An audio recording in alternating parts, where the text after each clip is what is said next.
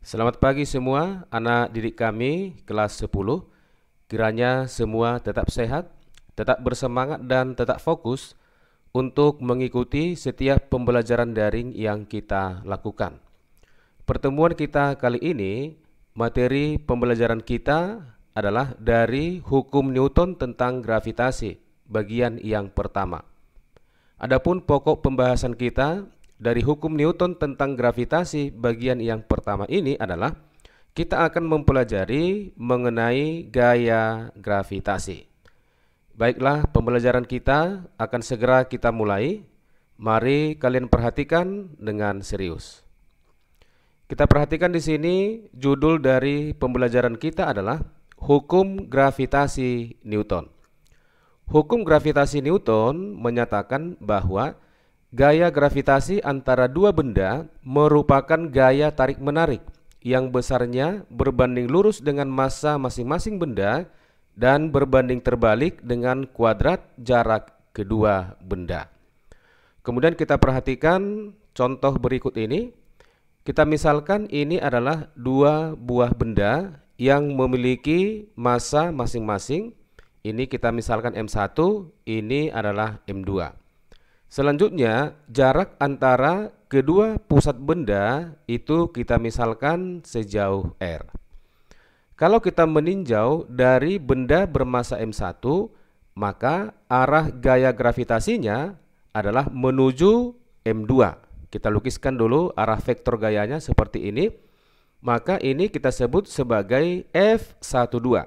Artinya, gaya gravitasi yang dialami oleh benda M1 dari benda M2.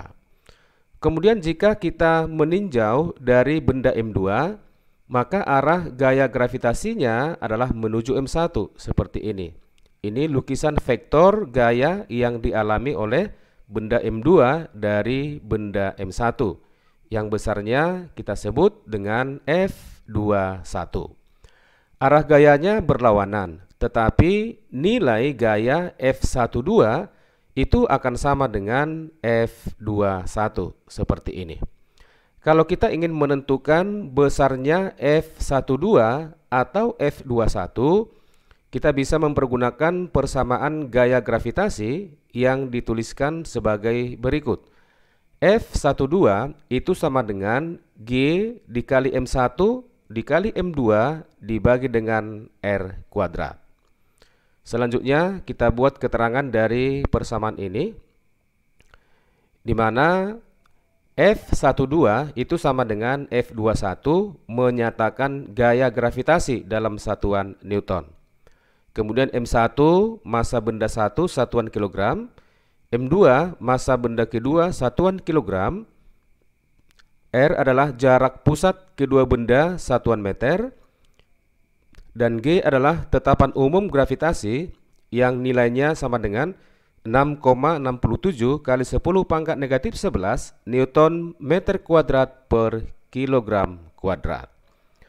Untuk lebih memahami persamaan daripada gaya gravitasi ini, kita perhatikan contoh soal nomor 1 yang berikut ini. Dua benda A dan B memiliki massa M dan 4M terpisah sejauh R. Tentukanlah bagian A, gaya gravitasi yang dialami benda A. Bagian B, letak benda C di mana massa benda C sama dengan M harus ditempatkan agar benda C tidak mengalami gaya gravitasi. Diketahui M sama dengan 300 kg, R sama dengan 9 meter, tetapan gravitasi 6,67 kali 10 pangkat negatif 11 Newton meter kuadrat per kilogram kuadrat. Kita buat pembahasannya. Untuk bagian A, gaya gravitasi pada benda A. Kita perhatikan gambar berikut ini. Kita misalkan ini adalah benda A, ini benda B, jaraknya adalah sejauh R, maka arah gaya gravitasinya adalah seperti ini. Yang ditanya adalah gaya gravitasi yang dialami oleh benda A. Berarti vektornya yang ini, yang menuju benda B, yang besarnya FAB. Sehingga nilai gaya gravitasi yang dialami oleh benda A dari benda B, yaitu FAB, sama dengan G dikali MA dikali MB dibagi dengan R kuadrat. Kita masukkan nilai massa yang sudah diketahui berikut juga dengan jaraknya dan tetapan gravitasi, maka FAB akan sama dengan 6,67 kali 10 pangkat negatif 11 dikali 300 dikali dengan 4 dikalikan dengan 300. Kenapa ini dikali 4? Karena massa B-nya itu sama dengan 4M dibagi dengan 9 dikuadratkan.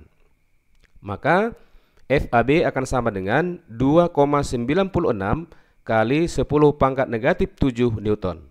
Dan besarnya FAB ini juga menyatakan gaya FBA. Selanjutnya bagian B adalah menentukan letak benda C ya, agar pada benda C gayanya sama dengan 0. Kita lukiskan ini benda A, ini benda B. Kita harus mengetahui dulu apabila gaya yang bekerja pada benda C itu sama dengan 0, maka pada benda C arah gayanya itu harus berlawanan. Nah, sekarang coba kita uji dulu. Kita uji posisi di mana benda C itu mengalami gaya gravitasi sama dengan 0. Pertama, kita uji dia di sebelah kiri benda A. Ini benda C-nya. Kemudian kita lukis gayanya yang bekerja pada benda C. Ini adalah FCA. Kemudian ini adalah merupakan FCB. Kalau kita perhatikan di sini, arah gaya FCA dan FCB itu adalah searah.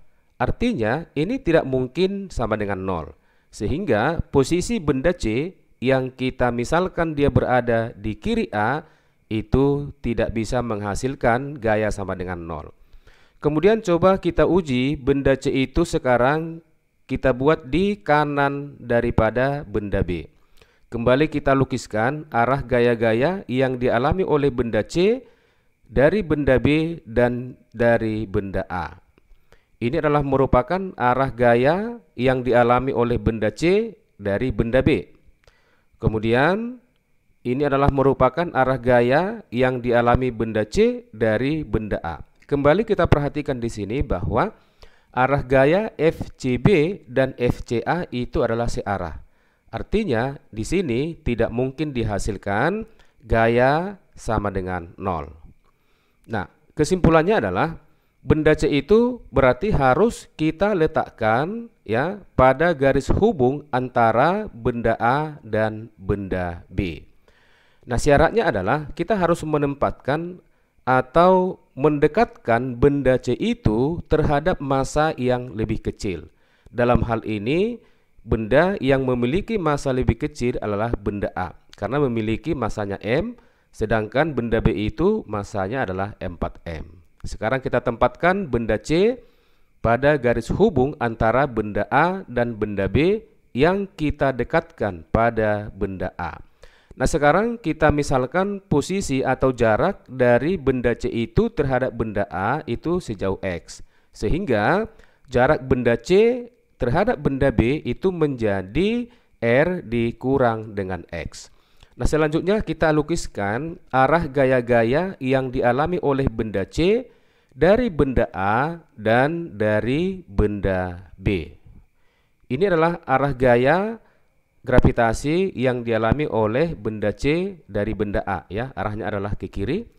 Kemudian arah gaya gravitasi yang dialami benda C dari benda B berarti arahnya adalah ke kanan FCB. Selanjutnya, syarat agar gaya gravitasi pada benda C ini sama dengan 0, kita perhatikan kalau dia sudah berlawanan ini masih memungkinkan hasilnya 0 ya. Untuk menghasilkan gaya gravitasi itu tepat sama dengan 0, maka yang berlawanan ini harus sama besarnya. Maka FCA kita tulis sama dengan FCB. Kita buat persamaannya untuk masing-masing gaya FCA dan juga FCB. Kita perhatikan ruas kiri dan ruas kanan ini sama-sama dikali dengan tetapan gravitasi G. Kita habiskan dulu. Kemudian sama-sama dikali juga dengan MC, ini kita habiskan seperti ini. Kemudian kita masukkan nilai MA dan MB ya, berarti M dibagi X kuadrat sama dengan 4M dibagi dengan R dikurang X dipangkat dengan 2. Ya, kita habiskan M-nya. Maka langkah selanjutnya adalah kedua ruas ini harus kita akarkan ya. Kita akarkan untuk menghilangkan pangkat 2 yang berada di bawah ini. Kalau ini kita akarkan ruas kiri dan ruas kanan, maka kita akan memperoleh ya 1 per X sama dengan, ini akar 4 sama dengan 2 ya. Berarti 2 dibagi dengan R dikurang dengan X. Kemudian ini kita kali silang ya. Maka R dikurang X itu sama dengan 2X. Sehingga dari sini X kita peroleh sama dengan R per 3.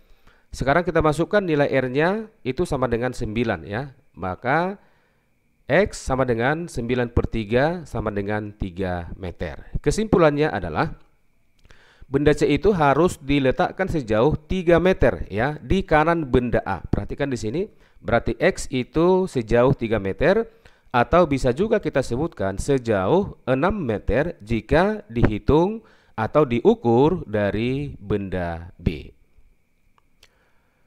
Selanjutnya kita perhatikan soal nomor 2. Benda A, B, dan C diletakkan segaris seperti ditunjukkan gambar di bawah ini. Tentukanlah besar dan arah gaya gravitasi pada benda B dan benda C. Di sini diketahui massa MA sama dengan MC 3 kg, MB-nya 6 kg, R 30 cm, tetapan gravitasi 6,7 kali 10 pangkat negatif 11 Newton meter kuadrat per kilogram kuadrat. Kita buat pembahasannya, gaya gravitasi pada benda B ya. Nah, di sini kita lukiskan kembali soalnya. Nah, sekarang kita akan melukis gaya gravitasi yang dialami oleh benda B ya, dari benda A dan juga dari benda C ya. Ini adalah FBA. Kemudian ini sama dengan FBC. Kita perhatikan arahnya inilah berlawanan ya. Kemudian kita buat persamaan untuk FBA sama dengan G dikali MB dikali MA dibagi dengan R kuadrat. Selanjutnya untuk gaya FBC sama dengan G dikali MB dikali MC dibagi dengan R kuadrat. Nah, kalau kita perhatikan tadi massa daripada MA itu sama dengan MC ya, sama dengan MC, berarti MB dikali dengan MA ya, MB dikali dengan MA itu akan sama dengan MB dikalikan dengan MC. Artinya gaya gravitasi FBA itu akan sama dengan FBC. Sehingga kita buat ya, FBA sama dengan FBC. Maka karena FBA sama dengan FBC dan arahnya ini berlawanan, maka pada benda B itu gaya gravitasinya sama dengan 0. Kemudian gaya gravitasi pada benda C. Seperti ini ya, lukisan daripada soalnya tadi. Pada benda C kita lukiskan gaya-gaya gravitasi. Ini adalah gaya gravitasi yang dialami oleh benda C dari benda B ya, FCB. Kemudian ini adalah gaya gravitasi yang dialami oleh benda C dari benda A. Kita perhatikan arahnya ini adalah searah ya. Maka FCB kita cari terlebih dahulu ya. Tetapan gravitasinya jangan dulu kita masukkan biar mudah kita menghitungnya ya. FCB sama dengan G dikali MC dikali MB dibagikan dengan R kuadrat. Akan sama dengan G dikali MC-nya sama dengan 3 kg, MB-nya sama dengan 6 dibagi dengan R. Perhatikan di sini R-nya masih dalam satuan cm ya. Kita ubah ke dalam meter berarti 0,3 dipangkat dengan 2 sehingga FCB itu akan sama dengan 200 dikali tetapan gravitasi G. Dengan cara yang sama kita tentukan gaya FCA sama dengan G dikali MC dikali MA dibagikan dengan, perhatikan, jarak benda C dari benda A itu akan menjadi 2R. Berarti 2R dipangkat dengan 2 ya. Maka FCA sama dengan G dikali 3 dikali 3 dibagi dengan R itu sama dengan 0,3 ya, dikali 2 sama dengan 0,6 dipangkat dengan 2, maka hasilnya sama dengan 25 dikali dengan tetapan gravitasi G. Sehingga resultan gaya pada benda C itu akan sama dengan penjumlahan ya, karena ini adalah searah ya. FC akan sama dengan FCB ditambah dengan FCA. FC sama dengan FCB-nya 200G ya, ditambah dengan 25G akan sama dengan 225G. Nah, maka FC akan sama dengan 225 dikali tetapan gravitasi itu sama dengan 6,7 kali 10 pangkat negatif 11. Sehingga nilai FC akan sama dengan 1,5 kali 10 pangkat negatif 18 Newton dan arahnya adalah ke kiri. Selanjutnya kita perhatikan contoh soal yang nomor 3 ya. 3 benda 1, 2, dan 3 diletakkan pada masing-masing sudut segitiga siku-siku ya, seperti gambar di bawah ini. Tentukanlah resultan dan arah resultan gaya gravitasi yang dialami oleh benda 1. Diketahui massa M1 sama dengan M2 300 gram, M3 400 gram, sisi daripada segitiga siku-siku 10 cm dan tetapan gravitasi 6,7 kali 10 pangkat negatif 11 Newton meter kuadrat per kilogram kuadrat. Kita buat pembahasannya ya, kita lukiskan soalnya seperti ini. Yang ditanya adalah gaya gravitasi pada benda 1. Berarti di sini kita lukiskan gayanya. Gaya gravitasi yang dialami benda 1 dari benda 2 berarti arahnya menuju benda kedua, berarti dia ke kanan. Kemudian yang dialami benda 1 dari benda 3 berarti arahnya adalah menuju M3 ke atas seperti ini, F13. Nah, kemudian kita cari dulu nilai daripada F12 ya. Sama dengan G dikali M1 dikali M2 dibagikan dengan A kuadrat akan sama dengan G dikali, ini masanya masih 300 gram, kita ubah ke dalam kilogram ya, sama dengan 0,3 dikali 0,3, kemudian dibagi sisi daripada ini, sisi vertikal dan horizontal ini sama dengan 10 cm, berarti sama dengan 0,1 ya, dipangkat dengan 2, sehingga F12 sama dengan 9 dikali tetapan gravitasi G. Selanjutnya F13 sama dengan G dikali M1 dikali M3 dibagi dengan A kuadrat. Maka F13 sama dengan G dikali M1 0,3, kemudian M3 itu sama dengan 400 gram berarti 0,4, kemudian dibagikan dengan A-nya ya 0,1 dipangkat dengan 2, maka hasilnya akan sama dengan 12 dikali tetapan gravitasi G. Nah, kita perhatikan di sini bahwa arah gaya F12 dan F13 ini adalah tegak lurus. Biar lebih memahami, kita perhatikan gambar daripada sisi segitiganya. Nah, benda M1 kan di sini, maka kita lukiskan ke kanan atau menuju benda kedua itu adalah F12 seperti ini. Kemudian arah ke atas dalam hal ini menuju benda ketiga itu adalah seperti ini, F13. Nah, kalau kita ingin melukiskan resultan gaya yang tegak lurus, pertama kita proyeksikan terlebih dahulu F12 ya, seperti ini. Kemudian F13 kita proyeksikan juga seperti ini.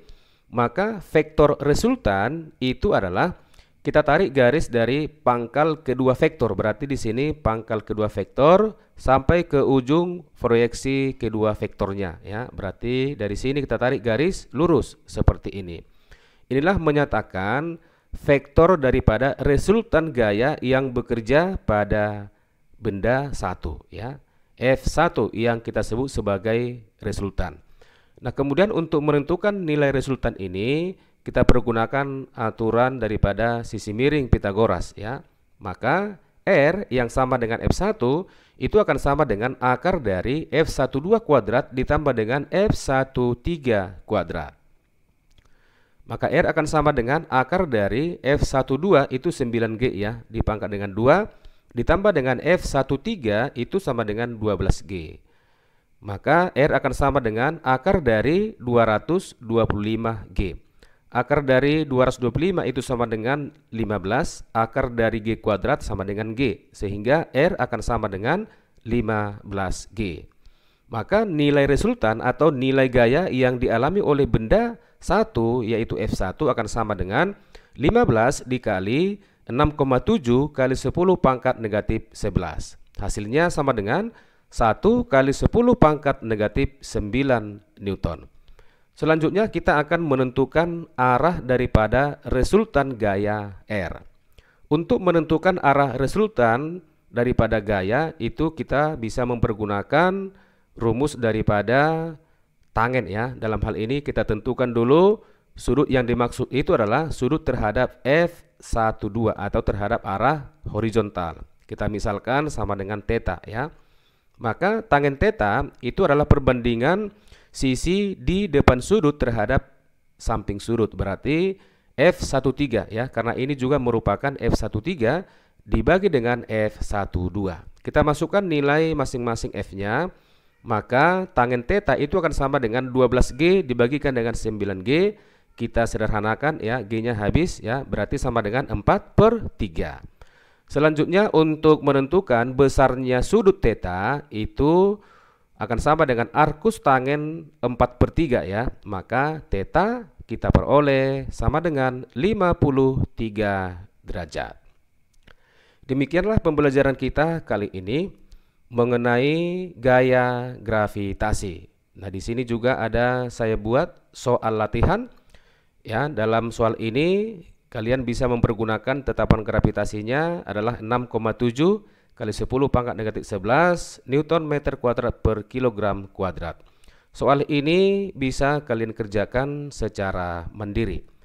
Terima kasih atas perhatian kalian semua. Tetap semangat, selamat belajar buat kalian semua, dan semoga sukses.